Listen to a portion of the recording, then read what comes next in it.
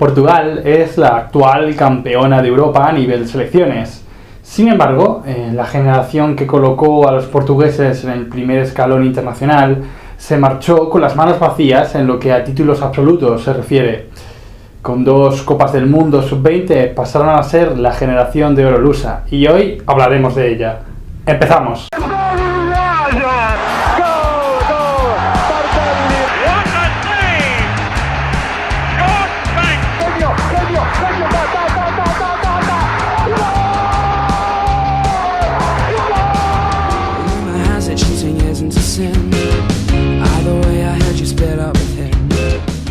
Actualmente, si pensamos en la selección de Portugal, lo hacemos como uno de los equipos más potentes que casi siempre opta a luchar por casi cualquier Eurocopa o Mundial en la que participa.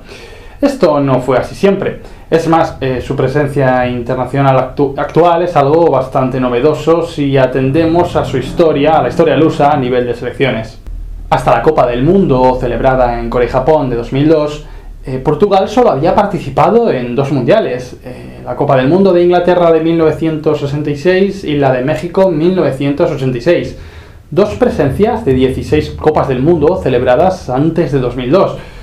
La tradición indicaba que Portugal solo había destacado cuando uno de sus conjuntos más fuertes lo había hecho a nivel europeo. En 1966, la selección que consiguió el 3er puesto en el Mundial de Inglaterra se apoyó en la columna vertebral de un Benfica que consiguió 2 Copas de Europa a comienzos de la década y, sobre todo, también se apoyó sobre la figura de un Eusebio que es, junto a Cristiano Ronaldo, el mejor jugador que se ha enfundado la casaca portuguesa. En 1986, sin embargo, se asentó sobre la base y la plantilla de un Porto Fútbol Club que un año después alzaría lo que es su primera Copa de Europa venciendo al Bayern de Múnich en la final. Con esta tradición tan pobre en comparación con el estado actual de la selección, llegaron los éxitos en categorías inferiores de finales de los años 80 y principios de los 90. El trabajo de un tal Carlos Queiroz con los equipos juveniles se puso de manifiesto con la consecución del Europeo Sub-17 de 1989, el Mundial Sub-20 de ese mismo año, de 1989, y el segundo Mundial Sub-20 consecutivo celebrado en suelo portugués de 1991. Queiroz trabajó bien, pero bajo su tutela tuvo una generación de futbolistas que hasta ahora no tenían parangón en la nación lusa. La plantilla de los éxitos conseguidos en 1989 y 1991 presentaba nombres de la talla de Luis Figo, Fernando Couto, João Pinto, Rui Costa, Ruiz Bento o Emilio Peixe. Gran parte de esta generación ganadora pasaría pronto a las filas de la selección superior, de la selección absoluta, que confiaba en ellos para alzar el primer título a nivel de selecciones, pero casualmente, nunca llegó de la mano de esta generación. Ese ansiado título no llegó de forma física, pero sí llegó de otra forma. El éxito de aquella generación sin corona es haber colocado al seleccionado portugués en el primer escalón internacional, codeándose con campeones del mundo y siendo siempre un aspirante al título, ya sea en Eurocopas o Copas del Mundo, competiciones que ya no se pierde salvo sorpresa mayúscula. En Alemania 2006, Portugal rozó la machada en la Copa del Mundo. Es lo más cerca que ha estado del máximo título mundial, cayendo en semifinales ante una Francia portentosa, pero dejando una gran actuación en fase de grupos y eliminando por el camino a selecciones de gran empaque como Países Bajos e Inglaterra. En esa Copa del Mundo de Alemania, un grueso de la generación doble campeona juvenil ya no estaba con el combinado absoluto, pero sí lo estuvo en la Eurocopa de Bélgica y Países Bajos del año 2000, que al final se llevó Francia. La presentación de esa generación dorada fue sin igual en la Eurocopa del año 2000. En un grupo de la muerte con Alemania, Inglaterra y Rumanía, el combinado luso ganó los 3 partidos, además goleando a Alemania 3-0 en el tercer partido del grupo. En la ronda de cuartos de final se deshicieron de Turquía y un solo gol de oro de Zidane en la semifinal apeó a los lusos de una final soñada. El nivel de parte de la generación dorada, que lucía la elástica lusa, se evidenció cuando la UEFA incluyó en el equipo ideal del torneo a Rui Costa y a Luis Figo. Sin duda, los baluartes de aquella selección.